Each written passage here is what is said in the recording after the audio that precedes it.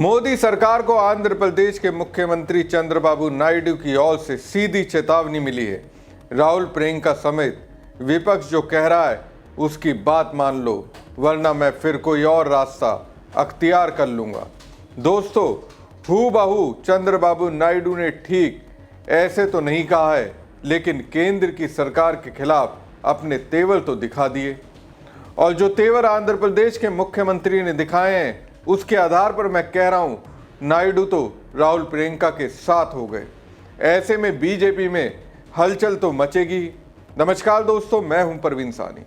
दोस्तों, देश की राजनीति में अक्सर कुछ ना कुछ ऐसा होता रहता है जिससे कि पक्ष और विपक्ष आमने सामने होते हैं, लेकिन कई बार ऐसा भी होता है कि पक्ष के सहयोगी दल ही उनके फैसलों पर सवाल उठा देते हैं।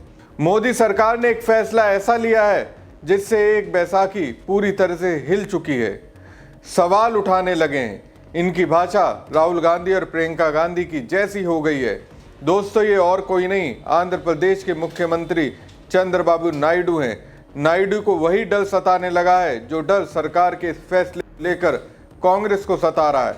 प्रियंका गांधी ने तो बाकायदा सरकार के खिलाफ सदन में मोर्चा खोल दिया। ऐसा मोर्चा खोला कि लोकसभा में स्पीकर ओम बिरला हैरान हो गए। वो प्रियंका गांधी को नियमों का हवाला देने लगे।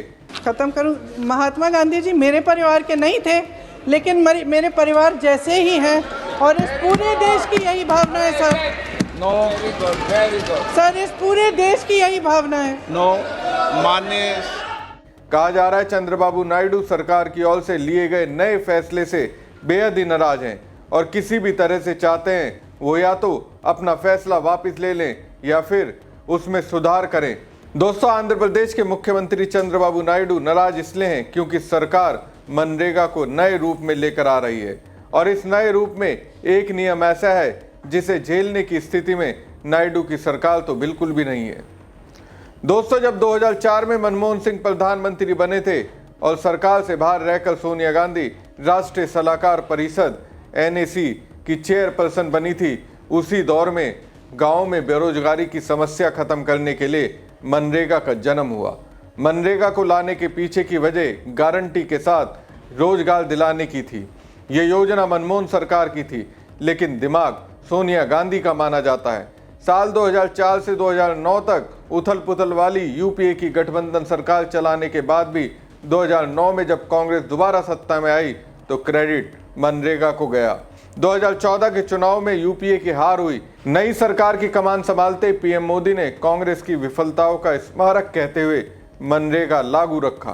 करीब 11 साल बाद अब जाकर तीसरे कार्यकाल में सरकार ने मनरेगा को हाथ लगाया है और अब मनरेगा की रीब्रांडिंग हो रही है। इस योजना को लेकर कई वजह से हंगामा हो रहा है, जिसमें एक हंगामा महात्मा गांधी के नाम को हटाने को लेकर हो रहा है, लेकिन एक हंगामा एनडीए में शामिल एक बड़ी सहयोगी पार्टी टीडीपी कर रही है, जिसकी बैसाखी पर केंद्र की मोदी सरकार टिकी हुई है। जब से तीसरे कार्यकाल में मोदी की सरकार बनी है, तब से नायडू जो कह रहे हैं उसे पूरा करने का सरकार भरपूर प्रयास कर रही है।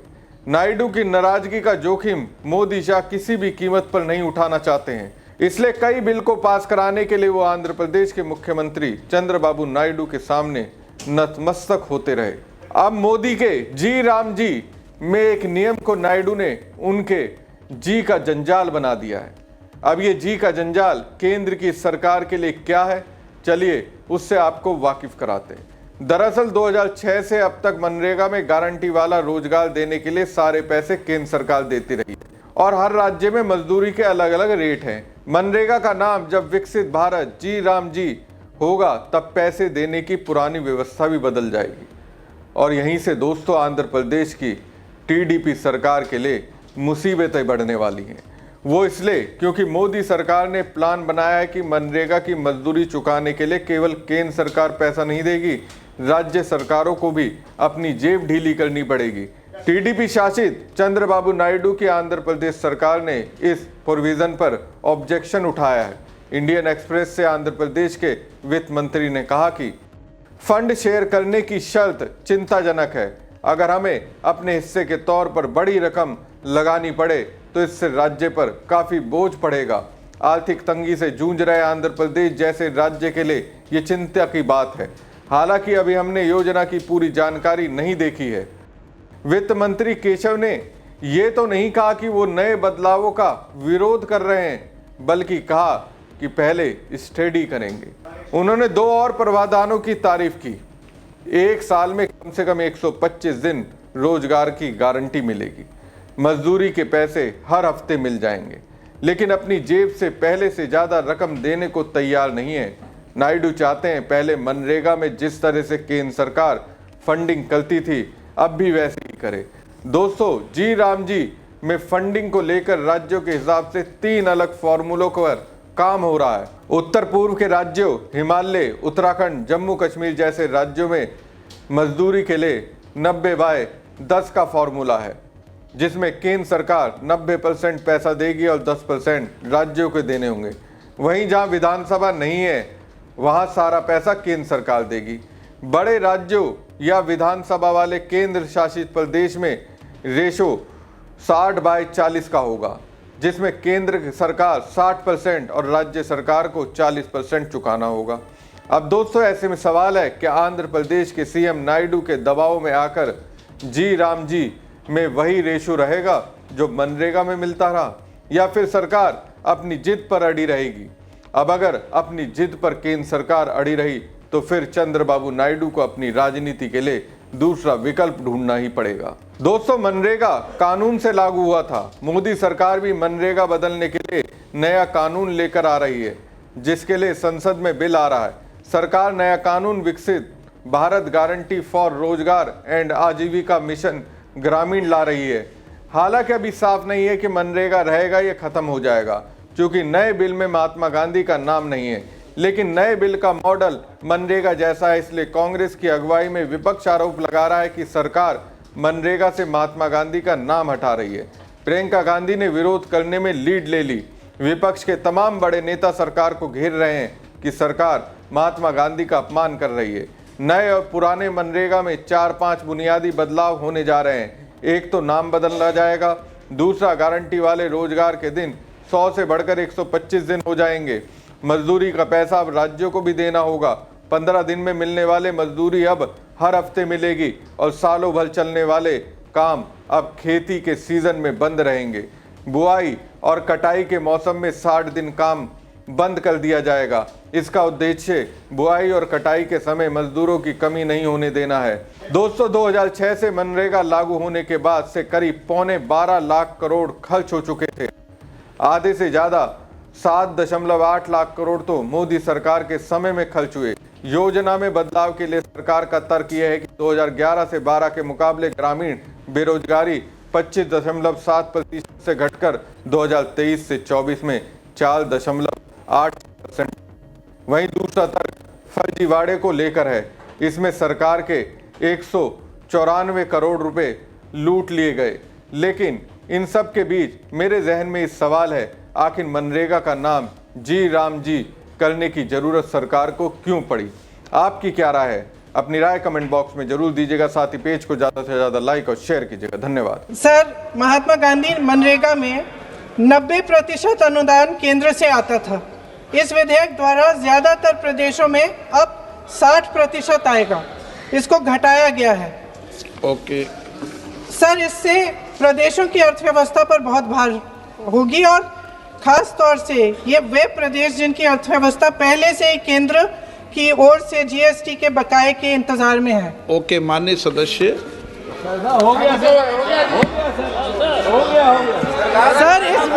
सर, इस विधेयक द्वारा केंद्र का नियंत्रण बढ़ाया जा रहा है और जिम्मेदारी घटाई जा रही है। सर, जो 100 दिन का अधिकार आपने 125 करने की बात की है, लेकिन इसमें वेतन की बढ़ोतरी, आपकी जो मजदूरी की बढ़ोतरी है, इसकी कोई बात नहीं है। माननीय सदस्यों। सर, ये सही बात है कि अभी तक जो बकाया है वो ही पूरा नहीं हुआ है। माननीय सदस्य गणों, मैं आपसे सर, आखिरी बात ये है सर कि हर योजना का नाम बदलने की जो सनक है ये समझ में नहीं आती है। सर, जब जब ये किया जाता है तो सरकार केंद्र को पैसे खर्चने पड़ते हैं। माननीय सदस्यों, मैं आपसे आग्रह करता हूं, ये सर आप पोस्टर रख दे नीचे। मैं ये रख दूं? नहीं, आप पीछे वाले माननीय सदस्य, आप 72 में नियम में विरोध कर दें आप। ठीक। सर आखिरी पॉइंट है कि बिना चर्चा के, बिना इस सदन की सलाह लिए इस तरह से जल्दी में विधेयक को पास नहीं होना चाहिए। सर ये विधेयक वापस लिया जाना चाहिए। इसके बदले में सरकार को एक नया विधेयक पेश करना चाहिए। खत्म करूं? महात्मा गांधी जी मेरे परिवार के नहीं थे, लेकिन मेरे परिवार जैसे ही हैं और इस पूरे देश की यही भावना है सर। नो, सर इस पूरे देश की यही भावना है। नो, माननीय सर आखिरी बात, सर आखिरी बात यह है कि गहन जांच पड़ताल और व्यापक चर्चा के लिए इसे कम से कम स्थायी समिति के पास भेजा जाना चाहिए और कोई विधायक किसी की निजी महत्वाकांक्षा, सनक और पूर्वाग्रहों के आधार पर न तो पेश होना चाहिए और न ही पास होना चाहिए।